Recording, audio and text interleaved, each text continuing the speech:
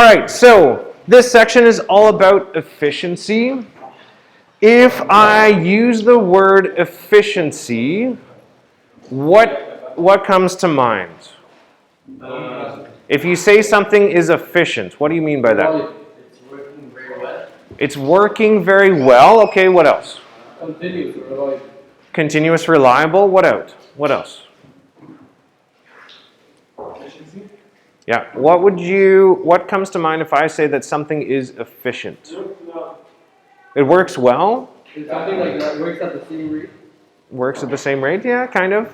How about we talk about this? So, how would you describe it if you were to say you studied for a test efficiently? You worked what? You worked well studying on the test? Or like you manage your time correct. Or managing your time? Yeah, it's kind of a combination of both of those. So would you say it's efficient to study for 8 hours for a test? No. Yeah, but not at once. Like spread over time, more. Spread over time, maybe. It all depends on what you're studying, right?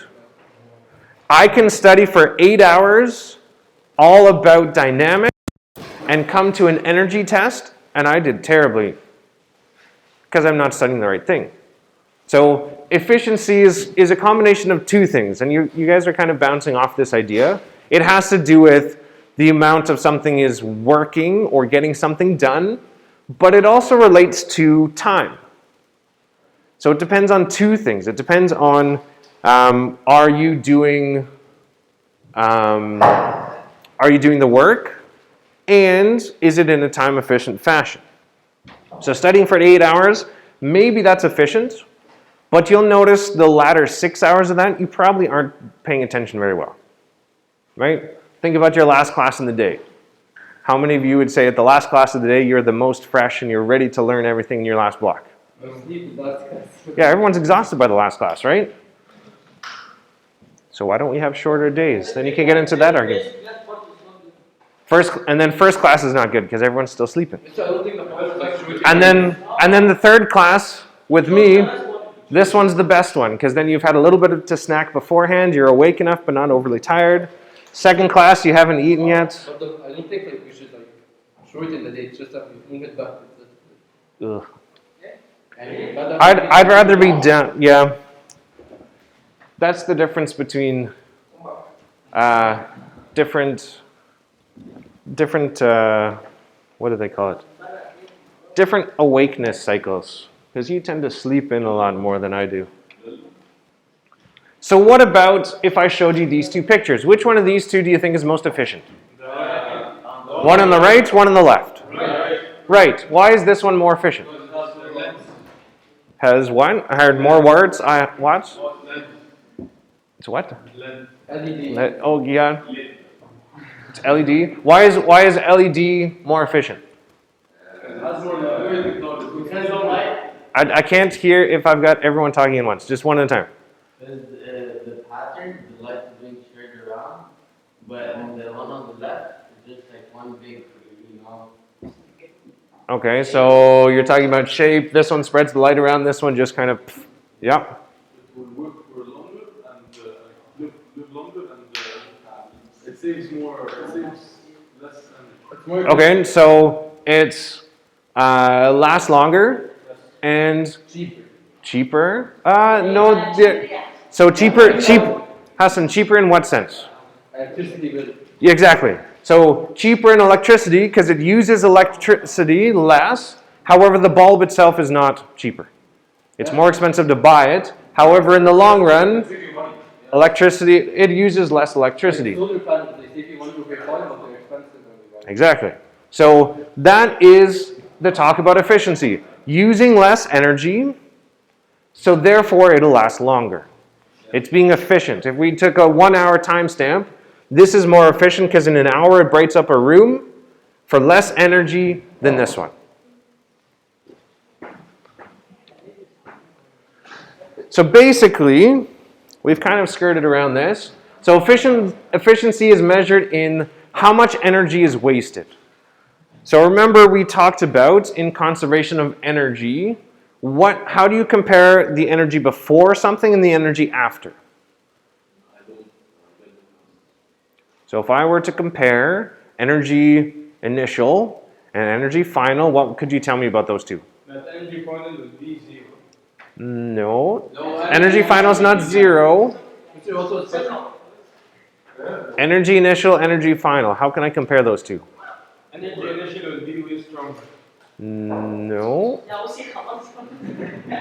No one else is giving any suggestions. Are they the same? They're the same. Conservation of energy. If energy is conserved, energy initial has to equal energy final. Because the light bulb, when you buy it, it has 0 energy, and when it finishes, it has 0 energy. Yeah, sort of. You could talk about that, but that doesn't really relate to what we're talking about. So I said that energy is conserved, right? So here now I'm talking about energy wasted. How does that still relate to conservation of energy? Because I just said energy initial equals energy final, but yet now I'm saying energy is wasted. I'm losing energy.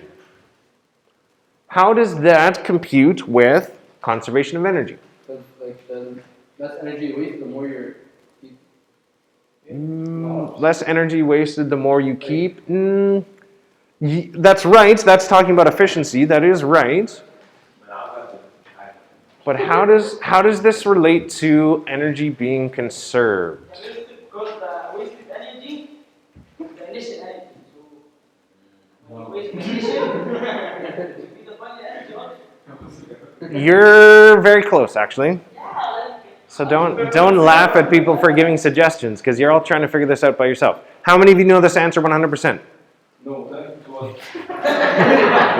One person. Okay, what's the answer? 100%. That the initial energy is wasted.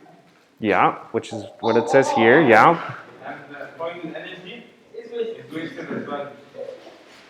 No. Here, let me explain this. Okay. So what I need is energy is conserved, meaning I cannot waste or I cannot lose energy. So this is my energy initial. I lose some energy because it's wasted, so my final energy is down here. However, what happens to this change in energy? It changes to other forms. It changes to another form.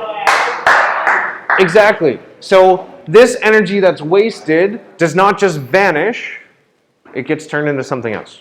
That's the heat energy. Heat.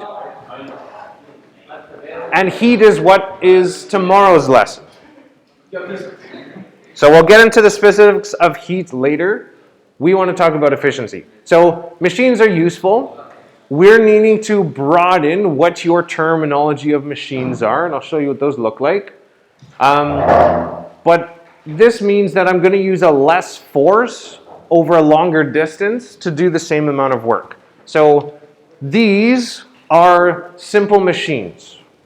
You might not consider them as machines, but in terms of physics, these are machines.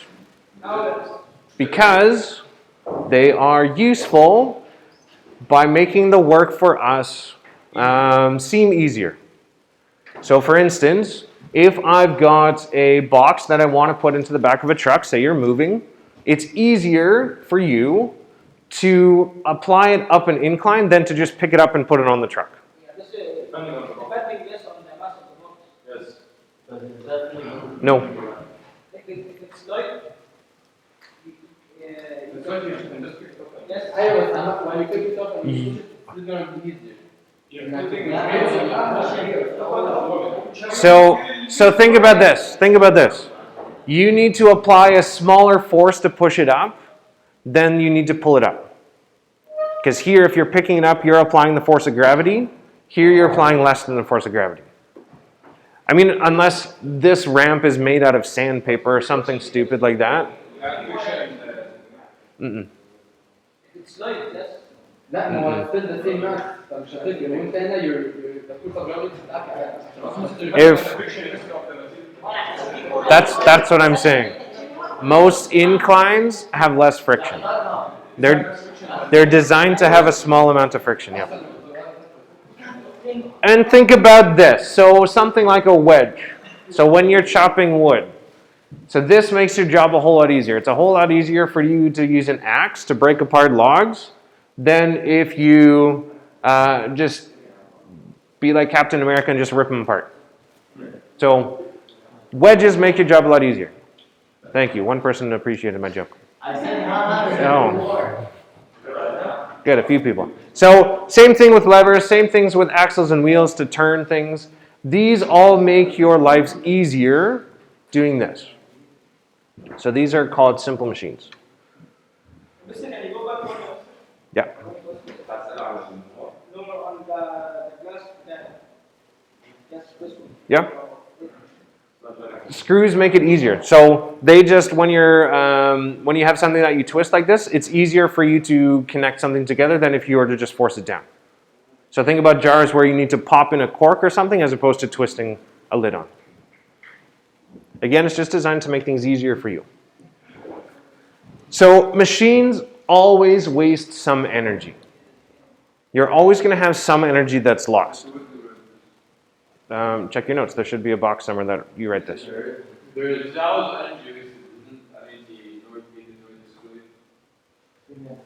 Yes, but it gets transformed into something else. So you waste energy when it gets transformed into heat or sound or something like that.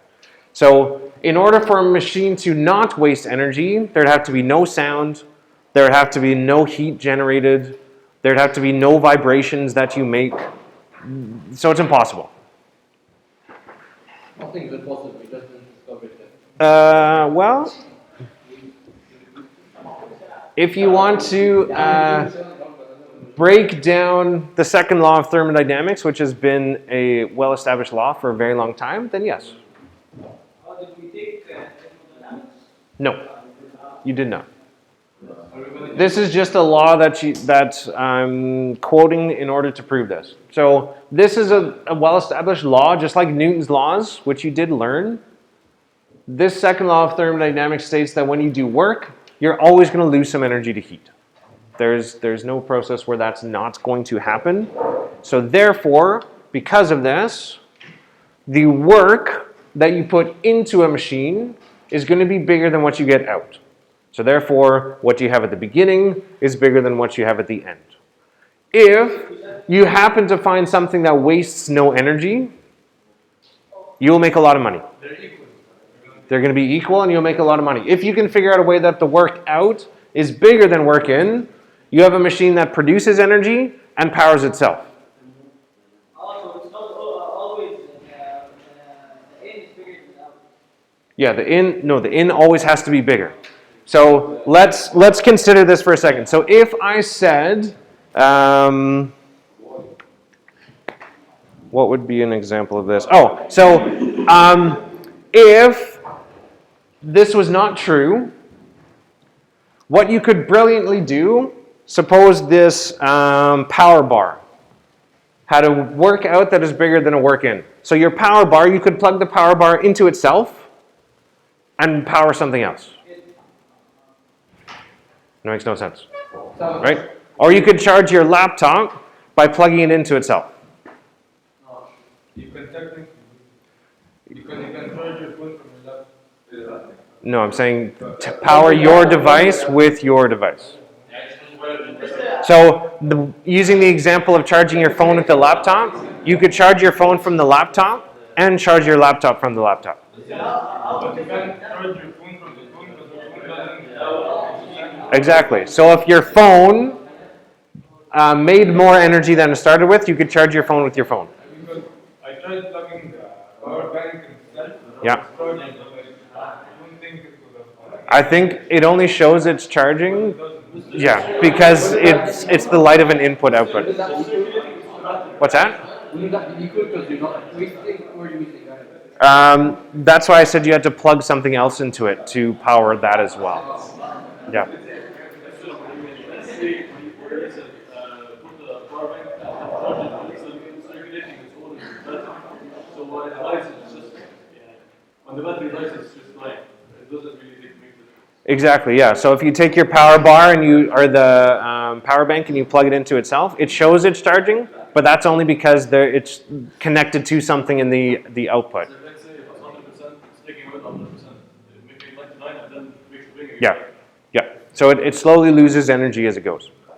I have this kind of stupid, but yeah, like if you're lighting up fireworks, you're like using a lighter and it's like small heat, Yeah. then the fireworks will start with like something bigger than what's like. Yeah. So that's because the firework has potential energy. So when you're applying the fire to the firework, yes, you have a smaller amount of energy going in, but you also have that potential energy that's stored in the firework. So when the fire reaches whatever's inside of that firework, it creates that chemical reaction, so it's chemically stored potential, and creates greater kinetic or sound energy, heat energy, stuff like that. So I said this already, work in, work out. So the work in is what you supply to this machine. The work out is the work that the machine actually does. So this is kind of nice when you are doing a test, because if you go into a test and somehow this doesn't work, the work in is smaller than work out. This means you did something wrong, and it's an easy way to double check. Sure. Yeah. It's not really related to you know the energy like supplying like there will be like big areas that just supply energy. Like solar energy, or just Like the like done for energy, like light in the house. Energy, like a generator? Yeah. Electricity and stuff. Yeah. For example, the electricity. What gives them that energy? So it all depends on where. There's many different ways they can be powered. Sometimes those are powered by some sort of a power plant somewhere else, and where that's either generated by a dam, where they're taking the energy from the water and turning that into mechanical energy, or you have solar panel like areas where you can build that energy from, or there are factories that produce it by converting one type of energy into electrical energy. So it depends on what kind of a plant it is. So this is our equation for efficiency. Again, the nice thing about this is if you get efficiency over 100%, something's wrong. So your unit for efficiency, there is no unit. However, you should end up with a percentage between 0 and 100. So somewhere in there is going to be what your percentage is. Due to the equation of power, I can also relate it to this. So there's two different ways I can solve for efficiency. I can do it with work, or I can do it with power. Either one. Again, depends on what you're given in the question. Will there be questions that I can't choose one of these and I need to use this one? It all depends on what you are given in the question. So, for instance, to calculate a power, I need time. So if you're not given a time, you'd have to use this one. And is there anything that I need to be given to use the work? And not power? Yes. If you don't have time, you use it. Yeah. And if you have, it's like, often what happens is, I give you a work out, and I give you a power in. How do I do that? Well, you turn one of them into work, or you turn the other into power. So just be careful, because I can give you a power input, and you can calculate a work output. I need to know which one to use, which I'm going to show you in a later question. I said this already. No units for efficiency. You just write it as a percent. A quick note on this, because I'm not sure if the practice problem says this. Let me double check. There is the example. Yeah, so if you look down at the practice problems underneath, you'll notice it says a whatever machine that's this many watts. So for example, question 1, what does it say?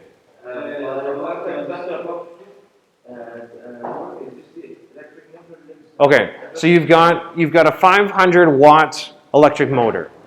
That is going to be your power input. So anytime they tell you in a question a this many watt something, that's always the power input. So, Mr. What? Pardon me?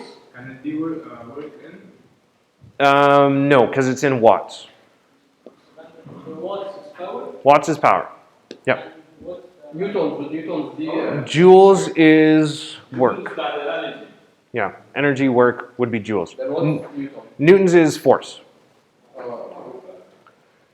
So if we're looking at something like this, so basically what's happening is if you apply a 45 Newton push on the lever to go like this, your 50 kilogram box is going to go up. So in order to consider this, we need to think about which is my input and which is my output. So another way you can think about this is causality. Which of these causes the other? So when I push this down, does that cause this to go up? yes. Or does this going up cause me to push down? Pushing down causes this to go up. So this is my input. This is my output. Pushing down causes the output. So same thing. I've got a certain watt motor. That amount of wattage causes the motor to work. So whatever's causing something is the input. The output is what you get from it. Yeah. No. So we need to look at the equation for this. So in this case, what do we got? We've got kilogram, we've got some distances, And force applied. and we got forces. So force times distance will give us work. So let's deal with work. Force times distance. So let's do the work input first. So this is going to be a force times a distance.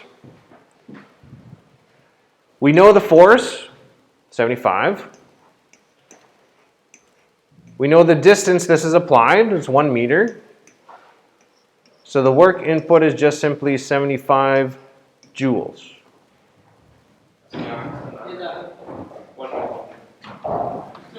Why did we do this way down? Work is equal to force times distance. I'm applying 75 newtons for 1 meter. So how would we solve the work out if we look at the force thing? We're going to get there. So we're solving for power. We're solving for efficiency. Find efficiency. Efficiency, I can either use work in, work out, or power in, power out. This one I cannot, there's no time that's dealing with this, so I'm not going to deal with power.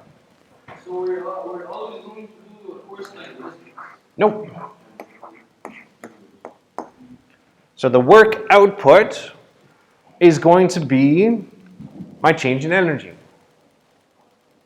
which in this case happens to be the force of gravity times the distance, since my change in energy here is change in potential energy, right? Because something moving up or down is potential energy. So this just, because I'm starting at the ground level, which is 0, this is just simply to EPF, because EPI is 0, which is mgh. I have the mass, I have the g, I have the h, so you're good for this. I can't see the Change in EP, energy potential final, mgh. We multiply by 0.1 of that, right? By 0.1. Yeah, so when I do this, work out is equal to the mass, which is 50, times 9.8, times the distance upwards, which is 0.1. That gives you 49. Why is it 0.1?